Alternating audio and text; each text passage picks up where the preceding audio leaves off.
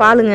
யாருக்குன்னு கேட்டிங்கன்னா, இந்த சேட்டை பிடிச்ச பசங்க 2 பேர் இருக்காங்களே, இவங்களுக்கு தான். இவங்க அம்மாவை கருத்தடை ஆப்ரேஷன் பண்ணுறதுக்காக அனுப்பி வச்சாச்சு. இவனுங்க 2 பேரும் நான் பார்த்த வரைக்கும் அம்புட்டு பாசக்கரைங்களாக இருக்காங்க. பாகுபாடே இல்லைங்க. இவனுங்க 2 பேரும் செய்கிற சேட்டையை பார்த்துட்டு இவனுங்களை எங்கள்கிட்ட கொடுங்க அப்படின்னு சொல்லி நிறைய பேர் இன்ஸ்டாகிராமில் மெசேஜ் பண்ணியிருக்கீங்க.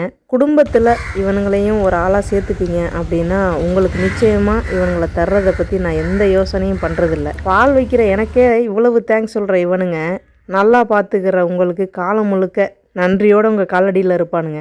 கூப்பிட்டீங்கன்னு வைங்க, அவனுங்க என்ன வேலையாக இருந்தாலும் விட்டுட்டு உங்களை தேடி ஓடி வருவானுங்க. ஒரே ஒரு சாம்பிள் காட்டுறேன் பாருங்கள். என்ன கொண்டு போக போறோம், எல்லாம் ஒரு நாள் சாக போறோம், மிஞ்சி போனா என்ன ஆகும், எல்லாம் சேர்ந்து வாழ்ந்து பார்ப்போம். உத்தரவாதம் என்ன தரலாம்? நீங்கள் நல்லா இருக்கணும்னு நன்றியோடு இருப்பானுங்க, கூடவே இருப்பானுங்க. ஆனால் குழி மட்டும் பறிக்க மாட்டானுங்க. உங்கள் அழுகையை வெளியில் போய் சொல்லி சிரிக்க மாட்டானுங்க. உங்கள் வளர்ப்பை பொறுத்து மற்றவங்களுக்கு இவங்களால் எந்த பாதிப்பும் இருக்காது.